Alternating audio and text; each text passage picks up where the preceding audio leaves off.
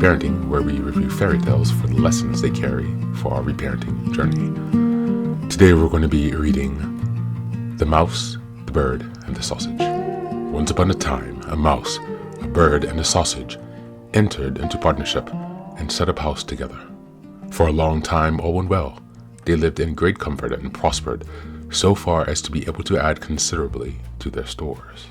The bird's duty was to fly daily into the woods to gather fuel for the fire.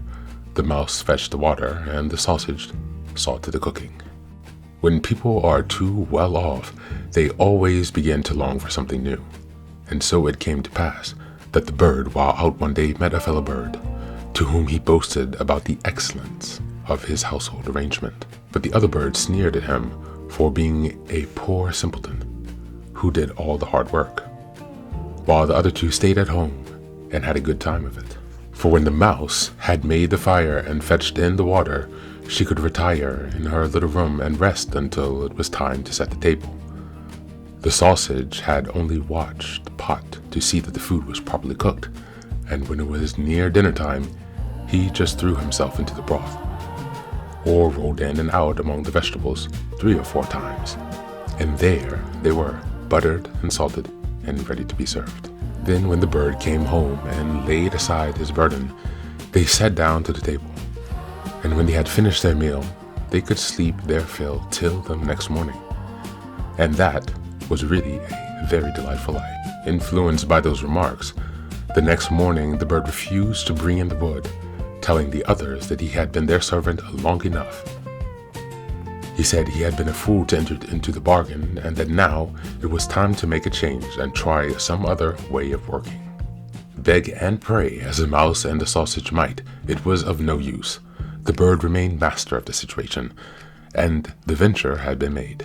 They therefore drew the lots, and it fell to the sausage to collect the wood, to the mouse to cook, and to the bird to fetch the water. And now what happened? The sausage started to search in the woods. The bird made the fire, and the mouse put on the pot. And then these two waited till the sausage returned with the fuel for the following day. The sausage remained so long away that they became uneasy. And then the bird flew out to try to find him. He had not flown far, however, when he came across a dog. Having met the sausage, had regarded him as a legitimate booty, and so seized him and swallowed him whole. The bird complained to the dog of his barefaced robbery, but nothing he said was of any avail, for the dog answered that he found false credentials on the sausage, and that was the reason his life had been fortified. He picked up the wood and flew sadly home and told the mouse all he had seen and heard. They were both very unhappy, but agreed to make the best of things and to remain with one another. So now the bird set the table, and the mouse looked after the food, and wishing to prepare it in the same way as the sausage, by rolling it out amongst the vegetables to salt and butter them, she jumped into the pot, but she stopped short long before she reached the bottom, having already parted not only with her skin and hair, but also with her life. Presently the bird came back in and wanted to serve up the dinner, but he could nowhere see the cook.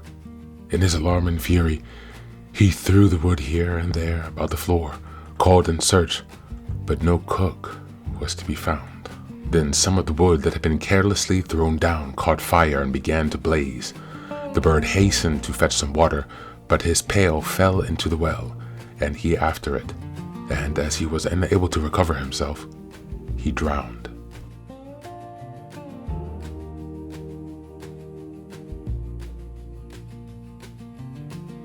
Mouse, Bird, and Sausage is another tale from the Grimm's collection. It's a deceptively simple fairy tale about harmony, envy, and the danger of abandoning what works. At first, the household thrives because each character fulfills a role that's aligned with its nature. The trouble begins when the bird compares its life to that of others and internalizes dissatisfaction planted by an outsider. The single seed of resentment destabilizes a balanced system. The story makes it clear. Comparison corrodes contentment faster than hardship ever could. The second half delivers a brutal Grimm's style lesson. Roles are not arbitrary.